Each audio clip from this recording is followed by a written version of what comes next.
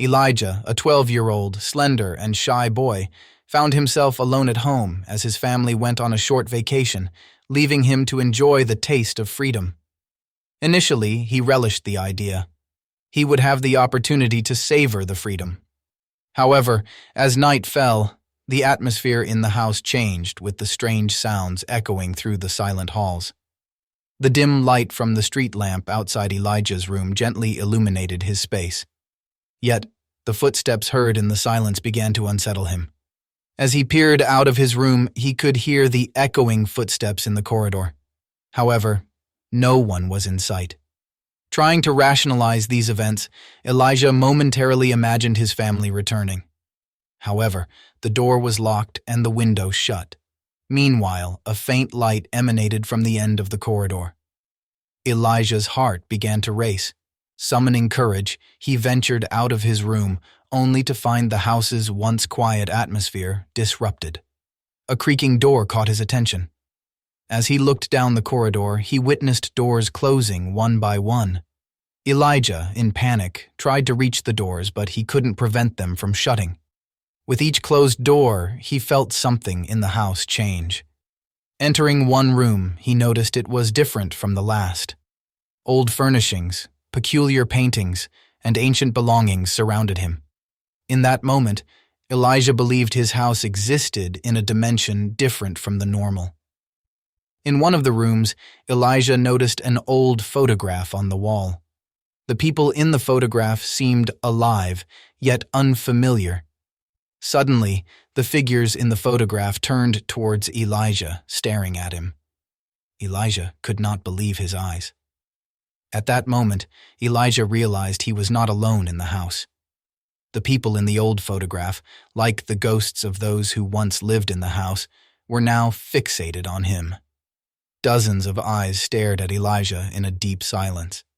As Elijah attempted to escape the room, the figures in the photograph approached step by step. Doors rapidly closed and corridors intermingled. Elijah felt lost within the house. With each step, the ghosts of the past drew closer. Eventually, he returned to his room. As the door slowly closed, Elijah's expression was blank. The ghosts of the past completely surrounded him. The silence in the room seemed to swallow Elijah's screams.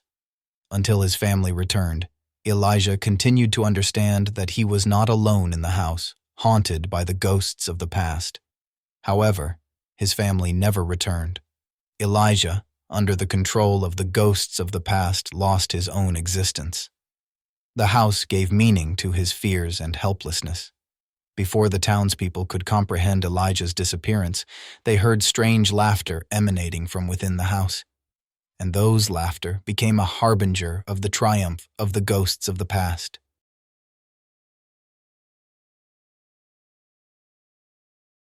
The night had fallen, and Jake, a resident of the small town, was on his way home from work. As he passed by the old, abandoned house on the outskirts of town, a strange feeling came over him. However, he dismissed the feeling, reassuring himself, and hastened to get home. That night, Jake found it difficult to sleep. The faint glow of the town's streetlights filtered through his room's window. After taking a deep breath and closing the window, he returned to his bed. Yet, after a while, he began to hear peculiar sounds, creaks, whispers, perhaps just the rustle of the wind, but Jake felt a growing unease within him. Following the sounds, he descended to the basement of his house. There, amidst old belongings, he heard a peculiar radio frequency. Tuning his ears to the frequency, he discerned an eerie conversation. "You can't escape, Jake. We're watching you." Jake's heart began to race. The voice momentarily disappeared, only to return with a strange shadow appearing in the corner of the room. This shadow was unlike any physical entity. Jake trembled with an indescribable fear, unable to identify what stood before him. The shadows circled Jake, approaching him. "We've been waiting for you," uttered the shadow, and with those words, a panic overcame Jake. He felt as though he were trapped in a nightmare, yet this was undeniably real. The shadows were closing in on him.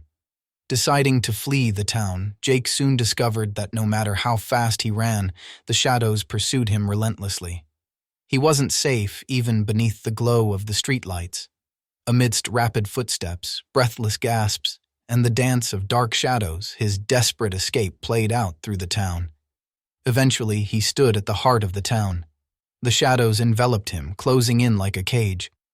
"You can't run anymore, Jake," declared the leader of the shadows. "We want you." The shadows twirled around Jake, slowly consuming him. His screams echoed through the silent streets, unheard by anyone. The town continued to live, assuming Jake had disappeared. That night, the dance of shadows strengthened the town's dark spirit, sowing the seed of malevolence.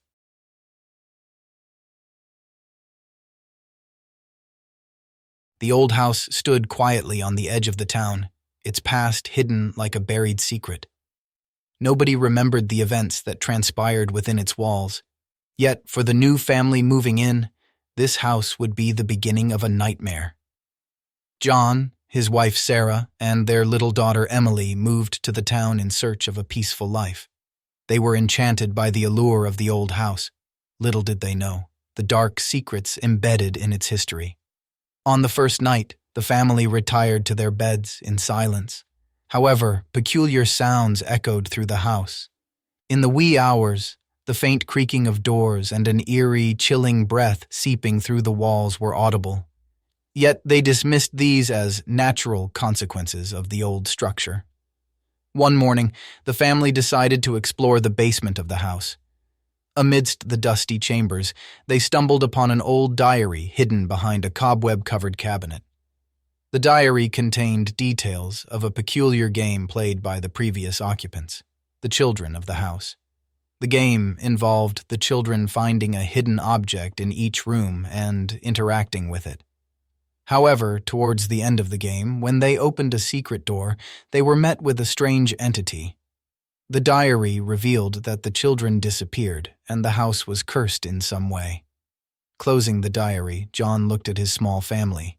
Unbeknownst to them, something had changed within the old house. During the nights, family members began to inexplicably disappear. Upon awakening, they found strange symbols in their rooms, and nightmares haunted them, with shadows adorned by those symbols. As John delved into the town's history, he discovered the bitter truth of the house. Years ago, the previous owners had lived through the same nightmares. However, when they vanished, a peculiar entity trapped within the house had taken control, continuing to live by possessing their bodies. As the family fell into traps within the house, their awareness intertwined with the haunting memories of the former owners. The house continued to seek new victims.